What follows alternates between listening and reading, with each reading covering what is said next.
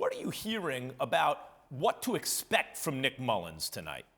Well, Nick Mullins is not a rookie. He knows how to hand off. They do have Nick Chubb and Dearness Johnson. They do have most of their offensive line intact, except tackle Jared Willis. And listen, this is a guy who, how could you doubt a guy who was the Alabama State Gatorade Player of the Year in 2012, who broke Brett Favre's single-season passing record at Southern Miss, and who also did something that Joe Montana or Steve Young or any of the all-time great 49ers quarterbacks never did in 2018, when he made his first start against the Raiders and beat them and had a passer rating that was the best since 1970. I don't know how you are doubting that. Yeah. You know, it's interesting because I think of Nick Mullins as one of the better backups in the league, and yet he has lost more than twice as many games as he started for a team that Jimmy Garoppolo has won almost 3 times as much as he's lost. Like, I agree, Nick Mullins is competent. Jimmy G is really good, I think. So it still seems to me like a drop-off. Jeff, it seems like everyone on the offensive side out for the Browns, right? How exactly do they beat the Raiders? Ooh, it's going to require Mullins to play really, really well. Listen, if you're the Raiders, if you don't stack that line of scrimmage and force Mullins to beat you, and to Mort's point, you got offensive linemen who are out, you have the 2 quarterbacks, so force him to go show you that he understands the concept of the offense, show some disguises. Like, the ball is in your court if you're the Las Vegas Raiders and understand how to do it. The only way I think that the Browns have a chance is running the football effectively, right? Being creative in the run game, making sure that you put the ball in Chubb's hands the best you can,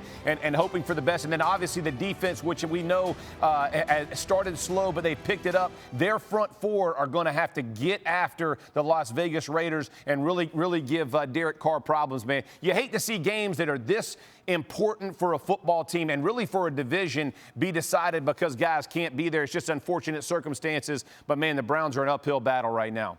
Yeah, no, I hear you. And the point about the Jimmy G thing is, like, I think of Baker and Case Keenum in that same basic mix with Jimmy G. But based on their results, there may be not as much of a drop-off here from, say, Case Keenum, certainly, to Nick Mullins, Mike, as there was from Jimmy G in San Francisco to Nick Mullins. What's your biggest key to the game?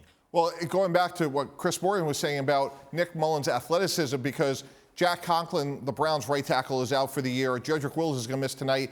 And one of the strengths of the Raiders is on defense is Yannick Ngakoue and Max Crosby both have about 58, 59 pressures on the season. So can they defend that great pass rush of the Raiders? Nick Mullins is going to have to make plays with his feet at some point. And then on the other side of the ball, I agree with Jeff.